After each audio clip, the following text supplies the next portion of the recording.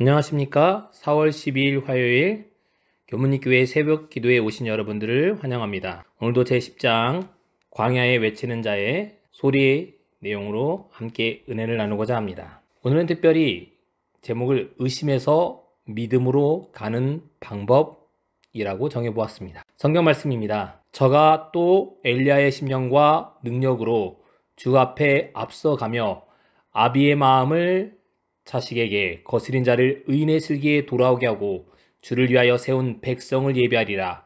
사가랴가 천사에게 이르되 내가 이것을 어떻게 알리오? 내가 늙고 아내도 나이 많으니이다. 누가복음 1장 17절과 18절의 말씀입니다. 사가랴의 기도가 응답받았다고 선언되었습니다. 그런데 사가랴는 대답하기를 내가 늙고 아내도 나이 많다라고 천사에게 대답합니다. 시대소망은 이렇게 표현합니다. 연로한 제사장은 잠시 인간의 연약성에 그의 생각을 돌렸다. 그는 하나님께서 자신의 약속하신 것을 이루실 수 있는 능력을 갖고 계시다는 것을 잃어버렸다. 하나님의 약속의 보증을 받았지만 그의 마음에 순간 인간의 연약한 의심이 생겨났다는 것입니다. 이 의심을 없애려면 어떻게 할까요? 우리나라 말에 침묵은 금이다라는 말이 있습니다. 말을 하지 않는 게 더 좋다라는 말입니다. 천사가 말이 성취될까지 말을 하지 못하게 될 것이라고 이야기합니다. 말을 하지 않는 게 더 낫다고 이야기하는 것입니다. 이는 내가 믿지 아니함이거니와 때가 이르면 내 말이 이루리라고 말합니다. 어제 말씀드린 것처럼 사가랴가 분향단에 분향을 드렸을 때 사람들은 밖에서 기도하고 있었다고 얘기했습니다. 그런데 사가랴가 나와서 하는 이야기가 부정적인 이야기면 밖에서 기도하는 사람들에게 실망은 더 컸을 것입니다. 그렇기에 차라리 말을 하지 않는 게 더 나았기 때문에 천사가 그의 입을 막아서 침묵하도록 만듭니다. 잠언 25장 11절은 이렇게 얘기합니다. 경우에 합당한 말은 아로 새긴 은쟁반의 금사관이라. 좋은 말은 더 하는 게 낫지만 나쁜 말은 아예 하지 않는 게 더 낫다는 것입니다. 그래서 침묵은 금인 것입니다. 그렇기 때문에 사가랴에게 침묵하도록 벙어리가 되도록 선언되었습니다. 약속이 성취될 때까지 그의 의심을 제거하는 방법은 침묵하도록 한 것입니다. 이제 사가랴가 나왔습니다. 그런데 아무 말도 하지 않는 것입니다. 사가랴의 얼굴은 하나님의 영광으로 빛났습니다. 시대소망도 그렇게 표현합니다. 그의 얼굴은 하나님의 영광으로 빛났으며 백성들은 그가 성소 안에서 이상을 본 줄 알았다. 무언가 다르다는 것을 알았지만 그의 얼굴은 웃음으로 환하게 가득 찼지만 그는 말을 하지 못하게 된 것입니다. 이것은 하나님의 재앙일까요? 에레미야 29장 11절은 이렇게 말합니다. 여호와의 말씀이니라. 너희를 향한 나의 생각을 내가 아나니 평안이요 재앙이 아니니라. 너희에게 미래와 희망을 주는 것이니라. 말을 하지 못합니다. 얼마나 답답할까요? 저도 8년 전에 성대 폴립의 진단을 받고 그래서 한양대 병원에서 제가 수술을 하고 말을 3주간 아예 하지도 못하고 3주가 지난 다음에 석 달 동안도 거의 하루에 3마디 4마디만 하고 그렇게 보냈던 적이 있습니다. 얼마나 답답했는지 모릅니다.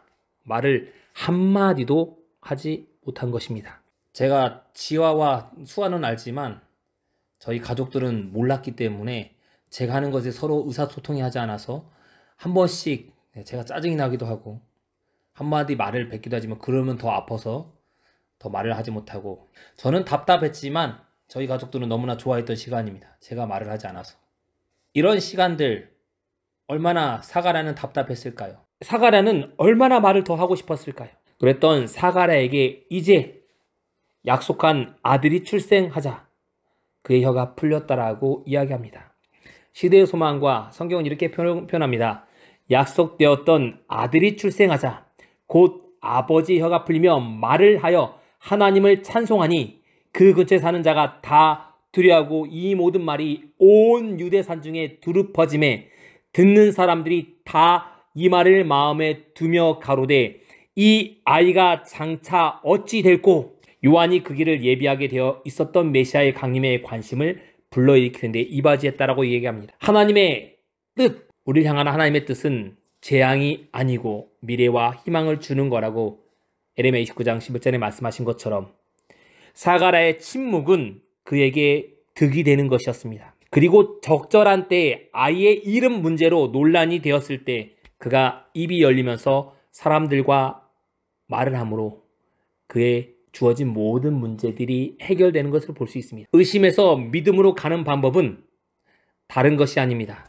침묵하는 법, 나의 말을 줄이고 하나님의 말을 더 많이 듣는 것이 의심에서 믿음으로 가는 방법입니다. 그리고 나서 그에게 주어진 사명, 그의 아들에 대한 사명에 대해서 이야기합니다. 이 아이여, 내가 지극히 높으신 이의 선지자라 일컬음을 받고 주 앞에 앞서가서 그 길을 예비하여 주의 백성에게 그 죄사함을 말미암으로 구원을 알게 하리니 이는 우리 하나님의 긍휼하심을 인함이라. 이로써 돋는 해가 위로부터 우리에게 임하여 어둠과 죽음의 그늘에 앉은 자에게 비추고 우리 발을 평강의 길로 인도하시리로다. 의심에서 믿음으로 가는 방법은 침묵하고 하나님의 말을 더 많이 듣는 거라고 말씀드렸습니다. 우리는 왜 우리의 기도가 응답되지 못한다고 생각할까요? 우리에게 겨자씨 많은 믿음이 없기 때문입니다. 이런 제목이 있습니다. 기도하지 않는 이유 21가지. 우리 삶에 기도하면 윤택해질 텐데 왜 우리가 기도하지 않을까요? 그것은 우리가 마음에 의심이 가득 차기 때문입니다. 이런 제목도 있습니다. 기도하지 않는 크리스찬. 현대인들은 너무 바쁜 나머지 기도의 중요성을 잃어버리고 살고 있다는 겁니다. 바쁘지만 기도하지 않는 크리스천입니다. 그러면 그 인생은 모두 실패하게 되어 있습니다. 우리의 가족 중에 혹시 신앙하지 않는 사람이 있습니까? 이런 제목도 있습니다. 아내의 기도 없이 잘 되는 남편은 없다. 신앙하지 않는 남편과 신앙하는 가족이 있다면 여러분이 기도하십시오.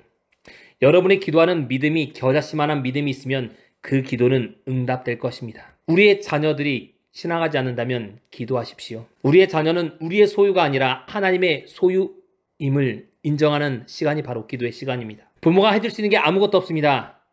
그럴 때 하나님의 손길을 신뢰하는 시간입니다. 우리의 의심을 버리는 수 있는 것은 바로 기도할 때입니다. 그럴 때 우리는 하나님께 더 가까이 나아갈 수 있고 우리의 의심이 사라지고 믿음으로 가득 찬 삶이 될 것입니다. 오늘 여러분과 저의 삶이 믿음으로 가득 찬 삶이 되시기를 주님의 이름으로 축원합니다. 오늘 기도 제목을 말씀드리겠습니다. 4월 10일 화요일 기도 제목은 첫 번째, 교회 환우들과 코로나19의 환자의 회복을 위해서 기도해 주시기 바랍니다.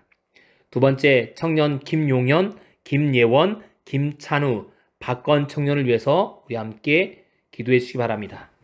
세 번째는 우리 청년들의 믿음이 성장할 수 있도록 기도해 주시기 바랍니다. 네 번째는 전쟁으로 어려움을 겪는 우크라이나의 재림 교인들을 위해서 여러분께서 함께 기도해 주시기 바랍니다.